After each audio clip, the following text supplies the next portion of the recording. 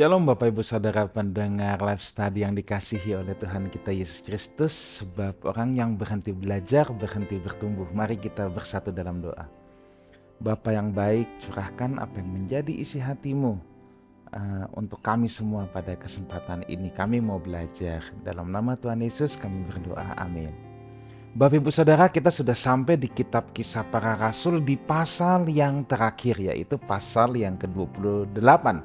Dan pada kesempatan ini saya ingin sharing dulu dari ayat 1 sampai dengan yang ke-10. 1 sampai dengan yang ke-10. Jadi Kisah Rasul pasal yang ke-28 ini akan kita bagi 2 atau 3 sesi Bapak Ibu Saudara ya. Baik, saya akan mulai dulu bacakan ayat 1 dan yang kedua. Setelah tiba dengan selamat di pantai, barulah kami tahu bahwa daratan itu adalah Pulau Malta. Penduduk asli pulau itu sangat ramah terhadap kami. Mereka menyalakan api dan mengajak kami semua ke situ karena sudah mulai hujan dan hawanya dingin. Saudara, kita melihat ada satu lagi tempat yang tidak ada dalam perencanaan Paulus dan rombongan sebenarnya.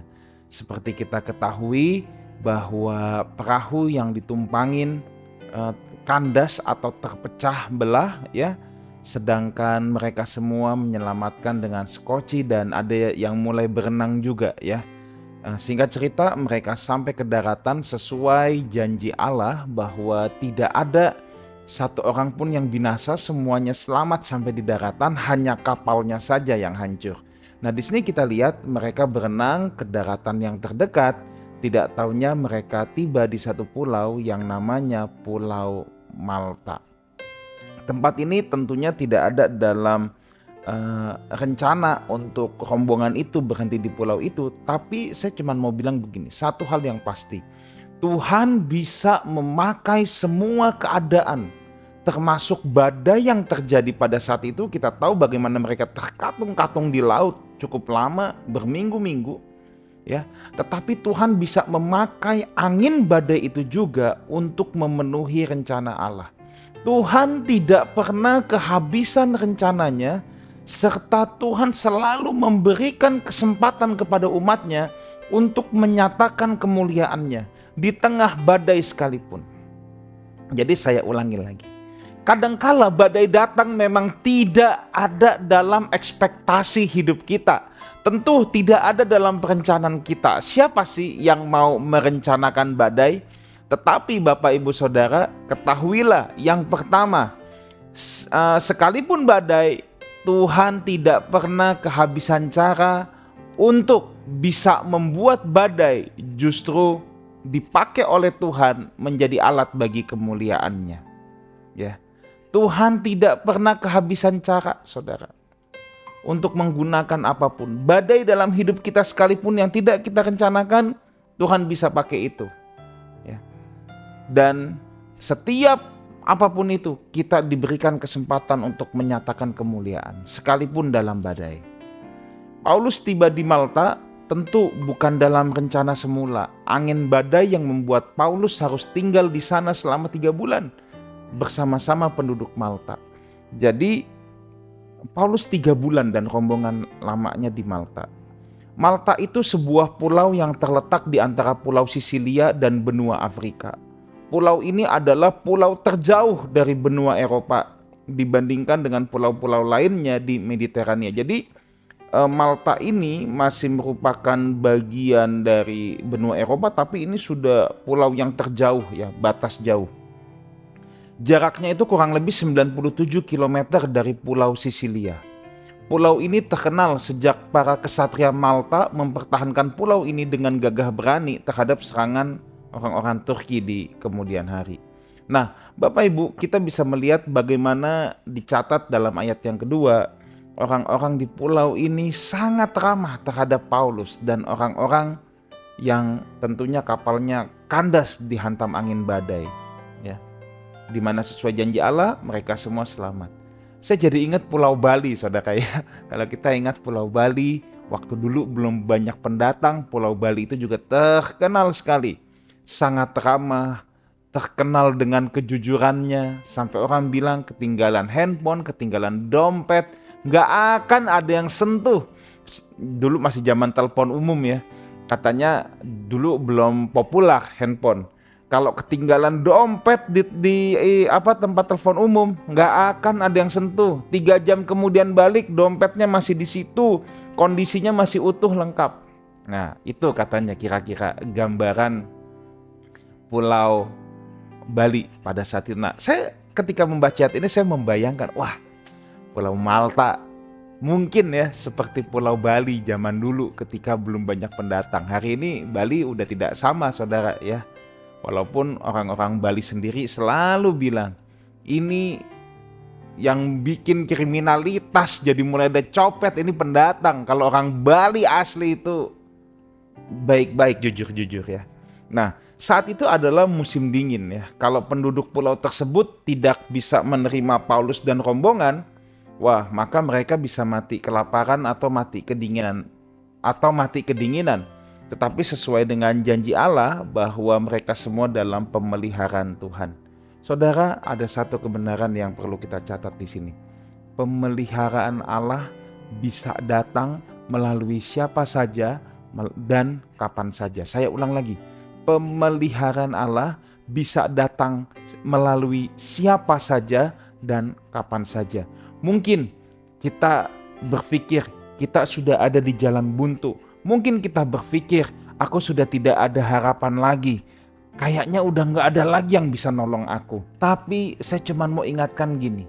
Di saat situasi hopeless, terkapung-kapung, kapal saja sudah hancur, musim dingin, bahan makanan gak ada, pertolongan Tuhan, pemeliharaan Tuhan bisa datang melalui siapa saja dan datang kapan saja. Di musim yang terburuk sekalipun kita lihat sudah hopeless, sekalipun kita lihat wah kita pasti hancur deh, tetapi pertolongan Tuhan bisa datang kapan saja dan melalui siapa saja.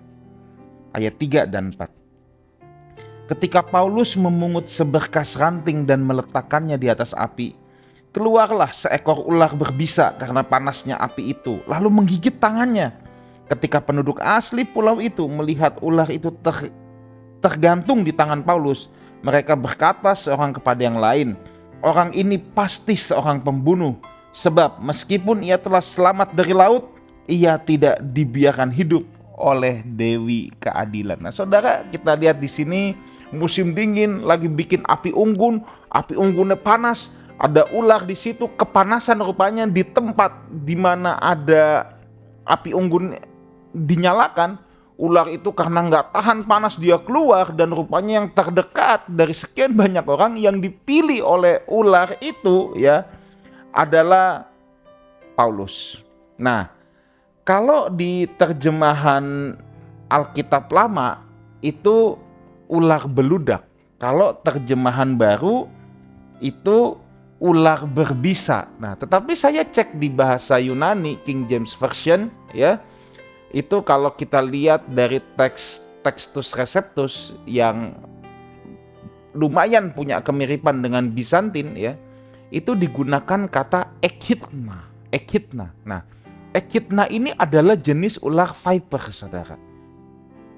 Ular viper. Nah, ular viper itu memang tidak segede piton.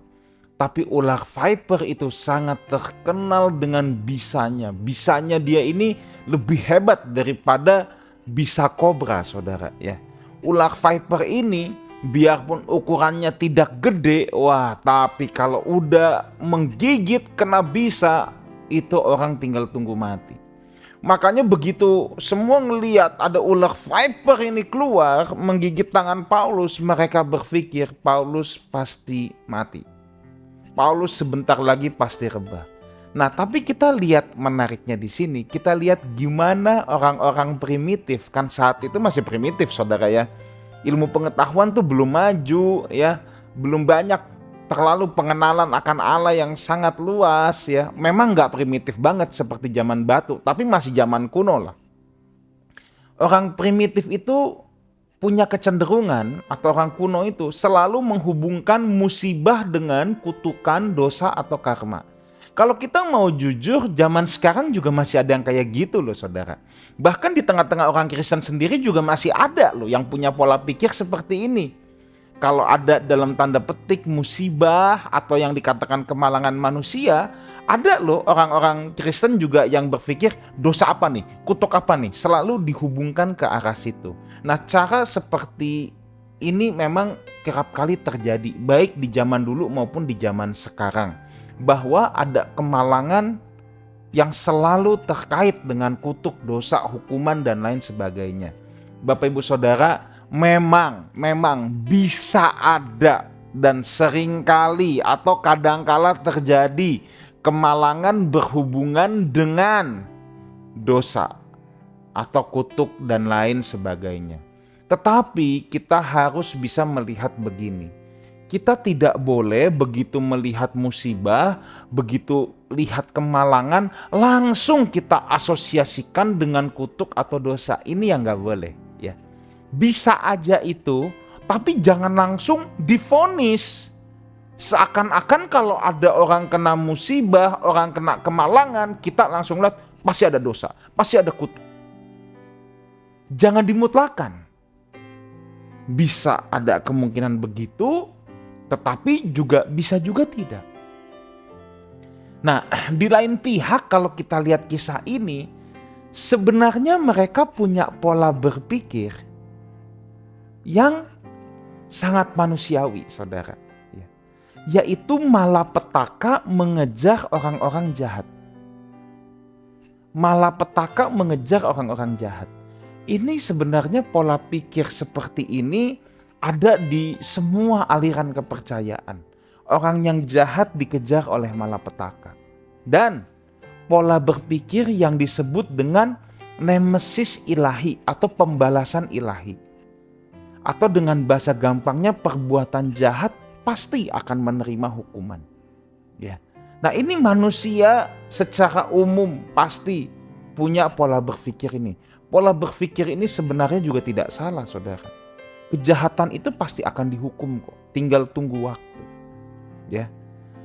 Dan mereka juga kalau kita lihat, wah ini pasti pembunuh, makanya diantuk ular yang bisa membunuh dia. Mereka juga sudah memahami bahwa membunuh adalah tindakan kejahatan yang mengerikan dan akan dibalas dengan nyawa juga. Karena mereka lihat, wah ini yang mematuk ular viper, ular berbisa, habis si Paulus. Jangan-jangan dia membunuh nih, makanya sekarang dia juga bakalan mati. Karena mereka tahu, wah ini kalau diantuk viper, wah ini pasti mati. Dan ada Dewi Keadilan. Jadi Tuhan yang membalaskan atau pembalasan ilahi terjadi. Kan kira-kira gitu. Mereka pikir Paulus ini pasti orang bengis, kejam, pembunuh. Dan sekarang sekalipun dia kabur, dia gak bisa lari. Saat itu orang pasti berpikir, oh pantesan kapalnya kena angin badai sampai hancur. Jangan-jangan kutukan orang ini. Orang ini coba melarikan diri ke pulau, tetap gak bisa lari dari Dewi Keadilan. Makanya lagi bikin api unggun aja kelihatannya udah selamat, ular bisa keluar, patok langsung. Nah, tapi di sini ada kesalahpahaman. Ya. Ada kesalahpahaman dari pemahaman mereka. Mereka berpikir orang jahat pasti dihukum di kehidupan sekarang. Saudara, faktanya tidak. Kita tahu bahwa Tuhan itu seringkali hitungan belakangan. Tuhan itu seringkali hitungan belakangan. Makanya ada kisah dalam Matius pasal 7 misalnya. Tuhan, bukankah aku sudah berbuat mujizat, bernubuat demi namamu?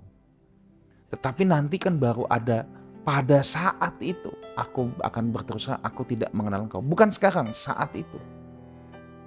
Kita bisa melihat faktanya orang-orang jahat. Orang-orang yang merampok hasil uang orang. Mungkin bukan merampok dengan kekerasan, enggak. Tetapi merampok hak orang. Kita lihat hidup dia asik-asik aja. Ya. Hidupnya enak-enak aja. Ada hidup yang zaman sekarang katanya jadi pelakor. Ya. Tapi kok wah hidupnya enak-enak saja. Dia bisa hidup mewah, ya, hidup jet set. Padahal kita tahu itu dari melakor. Ya, pelakor itu perebut laki orang kan gitu katanya ya, alias jadi simpanan. Ada juga kita lihat, orang punya istri piaraan di mana-mana, tapi seakan-akan bisnisnya tetap hebat, kekayaannya bisa buat 7 turunan. Ya, karena memang tidak semua kejahatan dihukum sekarang juga. Tidak semua, saudara. Tidak semua. Jadi memang ada yang langsung menerima di kehidupan sekarang, ada yang nanti. Nah, kesalahpahaman di antara mereka juga adalah ini yang saya udah ungkapkan tadi. Bahwa semua orang yang menderita kemalangan luar biasa dalam hidup ini adalah orang jahat. Nyatanya belum tentu. Belum tentu orang yang menderita kemalangan luar biasa adalah orang jahat. Ada orang yang mengalami penderitaan karena diizinkan Tuhan. Entah imannya diuji, entah dia harus menderita untuk Kristus dan lain sebagainya. Para rasul menderita untuk Kristus. Ayub mengalami kemalangan manusia luar biasa karena imannya sedang diuji. Memang kalau kita melihat di Ibrani 11 Bapak Ibu ya, ada tokoh-tokoh iman yang mengalami hal-hal ekstravagansa, mujizat luar biasa dalam hidupnya. Tetapi pahlawan-pahlawan iman, saksi iman yang diakui oleh Alkitab juga dikatakan di akhir pasal yang ke-11 dari kitab Ibrani, bahwa sebagian mereka mengembara di gunung-gunung, di goa-goa, di gergaji, mengalami penganiayaan, penderitaan yang luar biasa. Sebab yang mereka nantikan sebenarnya adalah kebangkitan yang lebih baik.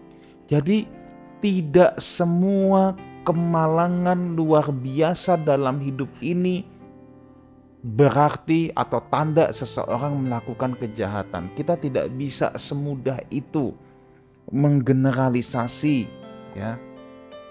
Oke, kita teruskan ayat 5 dan 6 sekarang. Namun Paulus mengibaskan ular itu ke dalam api dan sama sekali tidak menderita sesuatu.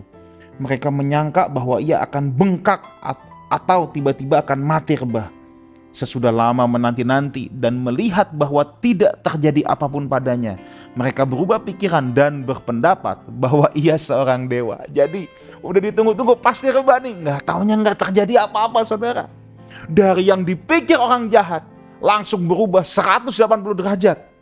Dewa ini orang pasti ya, luar biasa kan Tuhan itu.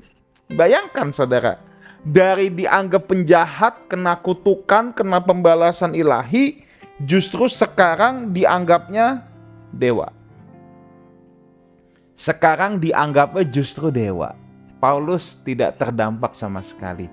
Bukankah ini menggenapi Markus 16 ayat 18 ya, Markus 16 ayat 18, bahwa kamu akan memegang ular tedung, itu juga ular berbisa, tetapi kamu tidak mati ya, tidak bisa dibunuh oleh bisanya, tidak bisa. Nah saudaraku, ini penggenapan ya. Tetapi ayat itu jangan dimengerti, ada ular berbisa kita main-main. Kalau saudara diantuk bahaya saudara, nggak boleh, saya juga nggak mau. Ini case khusus, dimana case penginjilan, bukan buat show off. Kan saya udah sering cerita, ada pendeta di Amerika, dia bawa ular berbisa ke depan mimbar, dia mau buktikan ayat ini depan jemaatnya, langsung meninggal saudara, dibawa ke rumah sakit meninggal. Ini bukan buat atraksi sirkus ya. Ayat itu memang betul Markus 16 ayat 18, tapi konteksnya penginjilan dan menyatakan kemuliaan Allah, bukan untuk sirkus, show off depan jemaat, bukan buat apa. Masa ibadah minggu saya bawa ular kasih dipantuk, saya sih nggak mau saudara ya. Nah, dan memang Markus 16 ini banyak polemikus yang bilang ini ayat tambahan. Enggak saudara. Kita harus ingat begini ya, bahwa ada banyak manuskrip. Manuskrip itu adalah kopian, tulisan tangan kopian dari naskah asli. Naskah asli adalah otograf namanya. Nah, ada begitu banyak manuskrip.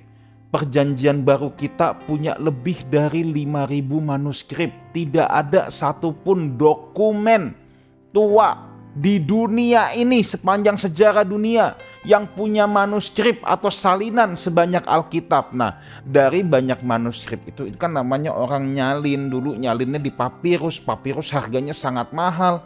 Kadang-kadang ada yang disingkat-singkat. Memang ada di beberapa manuskrip yang tidak ada bagian terakhir dari Injil Markus, tetapi ada banyak juga yang ada bagian ini. Jadi kita jangan mau dituduh sama para polemikus yang kerap kali mengusik-ngusik Alkitab, mengusik iman Kristen, bilang ini ayat tambahan atau apa. Enggak, itu ngawur saudara ya. Oke, nama Tuhan dipermuliakan melalui peristiwa ini ya. Tentu masyarakat primitif pikirlah Paulus dewa, diantuk ular berbisa nggak mati ya. Memang, tapi satu hal yang saya percaya dari kejadian ini, Paulus tidak mengambil kemuliaan bagi dirinya sendiri ya. Saya nggak tahu kalau hamba Tuhan zaman sekarang kalau sampai dianggap dewa sama pengikutnya itu seneng atau enggak ya. Kalau saya sedih saudara ya. Untung juga tidak ada orang, dan tidak perlu ada orang yang anggap saya dewa, karena saya memang bukan dewa saudara ya. Tetapi kita lihat banyak fenomena hamba-hamba Tuhan yang didewakan dan mereka menikmati di atas itu. Tanpa menyebut nama atau apapun, saya juga tidak punya hak untuk menghakimi siapapun ya. Tetapi saya cuma mau ingatkan, siapapun kita, hamba-hamba Tuhan, kalau Anda didewa-dewakan oleh pengikutmu, jangan senang, Anda harus meratap. Jangan-jangan kita terlalu asik mengarahkan umat Tuhan kepada diri kita, bukan kepada pribadi Yesus ya. Ayat 7, ayat 8 sekarang. Tidak jauh dari tempat itu ada tanah milik pejabat utama pulau itu yang bernama Publius. Ia menyambut kami dan menjamu kami dengan ramah selama 3 hari. Ketika itu ayah Publius terbaring karena sakit demam dan disentri. Paulus masuk ke kamarnya, ia berdoa serta menumpangkan tangan ke atasnya dan menyembuhkan dia. Nah, saudara, kejadian Paulus digigit ular berbisa tapi nggak mati tentunya mulai diceritakan dan menjadi buah bibir. Dan ada pejabat penting setempat, dalam terjemahan lain ada yang berkata dia adalah gubernur di wilayah itu, menyambut Paulus. Kalau cerita tentang Paulus ini tidak tersebar, belum tentu mereka disambut saudara ya. Nah, tetapi sebagai pimpinan, sebagai pejabat penting juga mereka mendengar juga pastinya ada sekelompok orang yang kapalnya pecah, terkatung-katung,